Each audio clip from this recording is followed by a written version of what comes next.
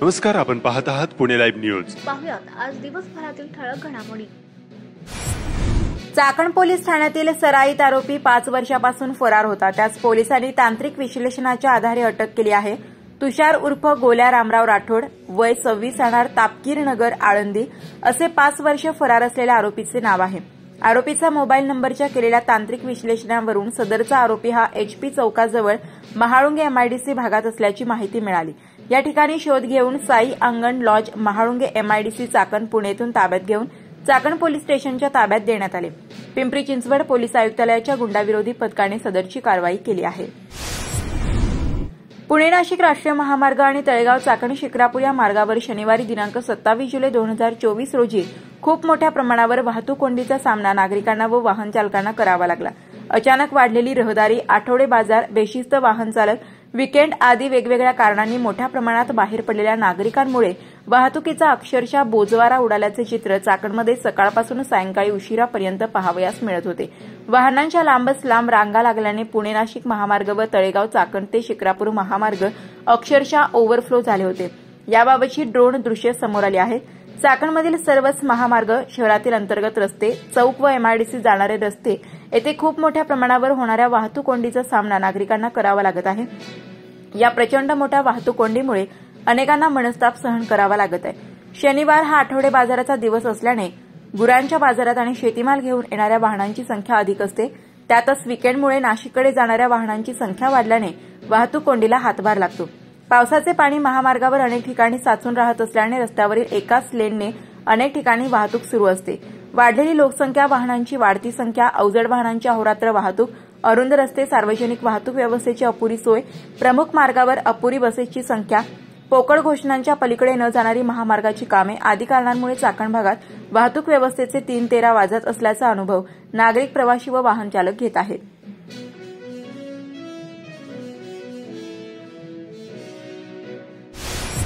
आळंदी येथील श्री संत ज्ञानेश्वर महाराज देवस्थानमध्ये कारगिल विजय दिवस साजरा करण्यात आला। माऊली मंदिरात कारगिल विजय दिवस रौप्य महोत्सवी वर्षनिमित्ताने कारगिल युद्धात ज्यांनी आपले दोन्ही पाय गमावले त्यांचा विशेष सन्मान करण्यात आला। चाकण शहरात अंतर्गत रस्त्यावर अनेक दुकानदार मंडळींकडे माल घेऊन येणारी वाहने चक्क रस्त्यात उभी करण्यात येतात। त्यामुळे अकारण वाहतूक कोंडीला निमंत्रण मिळत आहे। अशा रस्त्यात उभ्या करण्यात येणाऱ्या वाहनांवर दंडात्मक कारवाई करण्याची गरज आहे। पुणे नाशिक महामार्गावर साचलेल्या पाण्यामुळे रस्त्यावर पडलेले खड्डे दिसून येत नाहीत। त्यामुळे खड्ड्यांमधून वाहने गेल्यानंतर ते आदळत आहेत। दुचाकीस्वार खड्ड्यामुळे घसरून पडल्याचे अनेक प्रकार समोर येत आहेत। चाकणमधील तळेगाव चौकात शनिवारी 27 जुलै 2024 रोजी खड्ड्यात आदळून रिक्षा उलटल्याची घटना समोर आली आहे। यामध्ये काही जण जखमी झाल्याचं समजत आहे। शनिवार दिनांक 27 जुलै 2024 रोजी वरिष्ठांनी दिलेल्या आदेशानुसार दुपारी 2 वाजता चासकमान धरणाच्या विद्युत गृहाद्वारे सुरू असलेल्या 500 क्युसेक्स विसर्गात वाढ करून 850 क्युसेक्स इतका करण्यात आला आहे। त्यापैकी नदीपात्रामध्ये 650 क्युसेक्स व चासकमान डावा कालवात 200 क्युसेक्स विसर्ग सुरू आहे। खेड तालुक्यातील कुरोळी येथील कातकर वस्तीमध्ये इंद्रायणी नदीच्या पुराचे पाणी आले आहे।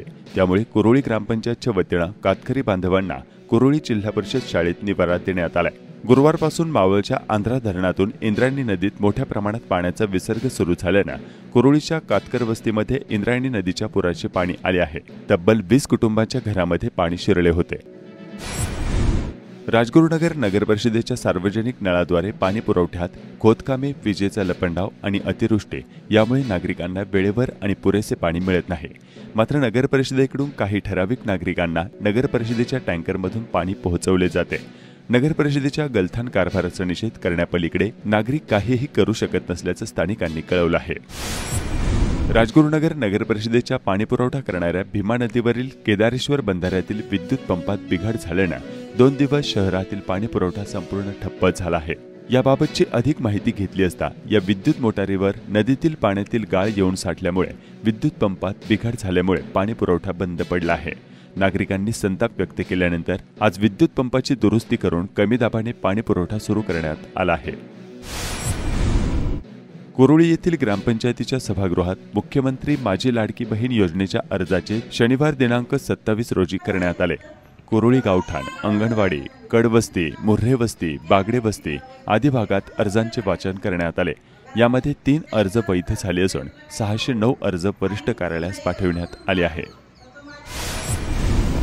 चाकण औद्योगिक भागातील रस्त्यांवर पावसाचे पाणी साचत आहे। या पाण्याचा निचरा होत नसल्यानं रस्त्यावर पाणी तसेच राहत असल्यानं अपघातांची शक्यता निर्माण झाली आहे। शनिवारी 27 जुलै 2024 रोजी सकाळी झालेल्या पावसानं खेड बाजार समितीच्या चाकण येथील मार्केटमध्ये आलेल्या पालेभाज्या भिजल्या। या भिजलेल्या भाज्यांकडे ग्राहकांनी पाठ फिरवली। 1 रुपये दराने देखील खरेदीदार मिळत नसल्यानं मेथी, कोथिंबीर, शेपू आदी भाज्या जागेवर सोडून शेतकरी विक्रेते निघून गेल्याचं चित्र पाहावयास मिळालं।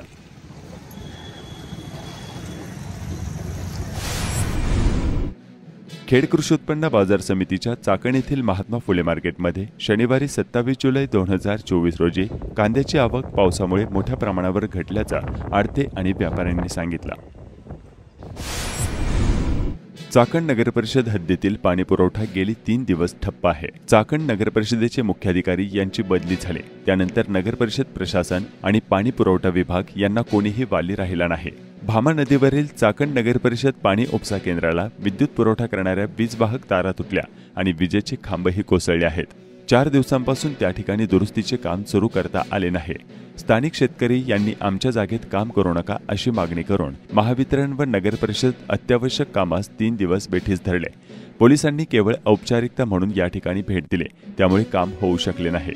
अखेर शनिवारी सायंकाळी येथील काम सुरू करण्यात आले असून लवकरच चाकण शहराचा पाणी पुरवठा सुरळीत होण्याची शक्यता आहे। स्थानिक शेतकऱ्यांनी याबाबत काय सांगितलंय पाहूया। त्याच्यामुळे ना आमचं सोयाबीनचं आहे ना भरपूर नुकसान झालेलं आहे। जिथं पोल घेतलेत ना तिथे एकदम चौकून सोयाबीन तुडवलेली आहे। अच्छा, हां, अशी तुडवली, खाली पाणी आहे तरी पण तुडवलेली आहे। बरं, त्यांनी काम करायचं, आमच्या समोर काम करायचं, त्यांनी डायरेक्ट 2 वाजता येऊन कामाला सुरुवात केली। आम्हाला माहीत पण नाही, आम्ही आल्यानंतर आम्हाला माहीत झाल्यानंतर आम्ही अडवलं म्हणजे आम्ही डायरेक्ट काय म्हणलं कामच करायचं नाही, खाली उतरा। आणि कधी पण आहे ना आमची 3 कोचाळी पण जाळली खाली बघा डीपी पशी। आज कोण आलं होतं का काम नाही? करताना डीपी पशी 3 कोचाळी जाळली, आमच्या दिरांना पण माहिती आहे। आज कोण आलं होतं का नाही? आज कुणी आलंच नाही। आता नाही, आता आम्ही सकाळी अडवलं ना तर कुणीच नव्हतं। ही पोरांनी आम्हाला काम बंद कर म्हणल्यावर पोरांनी काम बंद केलं की आम्ही तुमची काय तक्रार आहे ते घेऊ। आणि त्याच्यामध्ये साहेब पण आले, MSC बोर्डाचे साहेब पण आले, त्यांनी पण आम्हाला सांगितलं की आम्ही तुम्हाला लिहून देतो, 1.5 महिन्यात आम्ही तुमचे काम करतो। तसं आम्हाला त्यांनी व्यवस्थित सांगितलं। त्याच्यामुळे मग आम्ही जेवण करायला बाजूला झालो, ते खांब पडले वावरामध्ये। जर आम्हाला जर काही दुखापत झाली किंवा काही झालं ते जबाबदारी घ्यायला पाहिजे ना। मग त्यामुळे ते खांब वावरातून उचलून बांधावर घेतले पाहिजे। त्याच्यापूर्वी हे खांबळे लावले, 10 ते 12 वर्षाच्या पूर्वी हे खांबळे लावले। त्यावेळेस बी आम्ही त्यांना निवेदन दिलं तर काही आमच्या वावरांनी खांबळे रोवू नये काय। आणि समस्या काय नाही, हे खांब उचलायचे, बांधावर घ्यायचे आणि आमची नुकसान भरपाई द्यायची। खरं तर आज आपण आपल्या चाकण शहराला जे पाणी पुरवठा होतो, वाकीचा बंधारा, त्या बंधाऱ्याचं जॅकवेल आहे, तिथून आपल्याला पाणी पुरवठा होतो। परंतु त्याला जो विद्युत पुरवठा जो होतो त्याच्या लाईन या शेतकऱ्यांच्या वावरातून आल्यात। आणि काल त्या दुपारी 4च्या टायमाला काहीतरी घटना घडली, ते वावरात सगळे पोल पडल्यामुळं पाऊस चालू असल्यामुळं काय कोणाला माहिती कळली नाही। नंतर जे MECBला कळल्यानंतर MECBचे अधिकारी इथे येऊन गेले, परंतु काही त्या टायमाला माहिती नाही पडलं की पाऊस चालू होता, त्यांनी काम केलं नाही। गारगोटे साहेबांना मी नगर परिषदेच्या अधिकाऱ्यांनी मला जर सांगितलं की बाबा आपल्या अशी पाणी पुरवठा बंद झाला, मी म्हणलं पाणी पुरवठा 2 दिवस झाले चाकणमध्ये पाणी पुरवठा नाही, त्यासाठी यांच्याकडे मागणी केली, काय विषय तुमचे का झालं नाही। तर त्यांनी उत्तर दिलं की त्यांचे लाईट कनेक्शनचे पोल पाण्यात पडलेले आहेत शेतामध्ये। म्हणून रात्री काल गारगोटे साहेबांना मी फोन केला, साहेब म्हणलं ते म्हणले दादा काम करणार आहे, म्हणलं लवकरात लवकर चाकणच्या पाणी पुरवठ्याचं काम तुम्ही कनेक्शन जोडा। परंतु हे बाकीचं सांगितलं नाही की त्यांनी रात्री अधिकाऱ्यांनी त्यांचे MECBची लोक येऊन त्यांनी वावरामध्ये चढून त्यांनी रात्री 2 वाजता काम चालू केलं। आणि काम करत असताना शेतकऱ्यांची जी नुकसान झाली वावरामध्ये, सोयाबीनचं पीक होतं, त्या पिकामध्ये त्यांनी फार खळं बनवल्यासारखं केलं, ते अतिशय थोडं दुःखद आहे। परंतु चाकण शहराला पाणी पुरवठा झाला पाहिजे। शेतकऱ्यांच्या बी ज्या मागण्या आहेत की त्यांचं पूर्वीपासून मागणी होती की जे वावरामध्ये मध्यवर्ती पोल आहेत ते पोल साईडला शिफ्टिंग करावं, आणि ते केलं तर म्हणले आमची बी काय अडचण नाही। परंतु त्यांनी आज काम बंदच केलं होतं। मग बाबू वैले असतील, बाकीची दादा असतील, हे दादा असतील, ताई असतील, वहिनी, सगळ्या शेतकरी बांधवांनी म्हणजे आपलीच माणसं आहेत, यांनी बंद केलं काम. परंतु साहेबांना सांगितलं, साहेब ते शिफ्टिंग पोल केले तर त्यांचाही विषय मिटल, आमचाही नगर परिषदेचा पाणी पुरवठ्याचा विषय मिटल. मग साहेबांनी त्यांचे वरुडे या अधिकारी यांना पाठवलं, वरुडे साहेबांना पाठवलं, गारगोडे साहेबांनी, आणि त्यांनी लिहून दिलं की 1 महिन्यामध्ये आम्ही सगळे पोल शिफ्टिंग करू. आणि त्यामुळं सगळ्यांचा समन्वय साधून मग ज्या ठिकाणी पोल शिफ्टिंग करायचे ते शेजारचे शेतकरी आणि हे शेतकरी यांचा समन्वय साधून ते पोल आपण शिफ्टिंग करून देणार आहोत. आणि आज लगेच चाकणच्या पाणी पुरवठ्याचे जे कनेक्शन आहे खालून पाणी उपसा करणारं ते आज ते लगेच जोडून देणार आहेत. त्या शनिवारी 27 जुलै रोजी कोयाळी येथील स्नेहवन संस्थेमध्ये मुलांना शिवकालीन युद्धकला प्रशिक्षणासाठी लाठ्यांचे पूजन करून लाठ्या देण्यात आल्या. लाठ्यांचे प्रशिक्षण अशोक महाराज पवार यांनी मुलांना दिले. मानस मैत्री फाउंडेशन, महाराष्ट्र अंधश्रद्धा निर्मूलन समिती व लायन्स क्लबतर्फे या उपक्रमाचे आयोजन करण्यात आले होते. यावेळी वृक्षारोपण देखील करण्यात आल्याचं अंधश्रद्धा निर्मूलन समितीचे मनोहर बाप्पू शेवकरी यांनी सांगितले. आळंदी परिसरात गरजू विक्रेते यांना शिवसेना पक्षप्रमुख उद्धव ठाकरे यांच्या वाढदिवसानिमित्त छत्री वाटप करण्यात आले. माजी मुख्यमंत्री उद्धव बाळासाहेब ठाकरे यांच्या वाढदिवसानिमित्त शिवसेना शाखा गडद यांच्या वतीनं शालेय विद्यार्थ्यांना पुस्तक आणि वह्यांचे वाटप करण्यात आले. खेड कृषी उत्पन्न बाजार समितीच्या चाकण येथील महात्मा फुले मार्केटमध्ये शनिवारी 27 जुलै 2024 रोजी तरकारी मालाची आवक आणि भाव काय होते जाणून घेऊया. खेड कृषी उत्पन्न बाजार समिती उपबाजार महात्मा फुले मार्केट यार्ड या ठिकाणी फळभाज्या असेल, पालेभाज्या असेल यांची आवक ही मोठ्या प्रमाणात झालेली. परंतु आज गिऱ्हाईकही थोडं जास्त प्रमाणात होतं, त्यामुळे मालाचा थोडा उठाव झालेला आहे.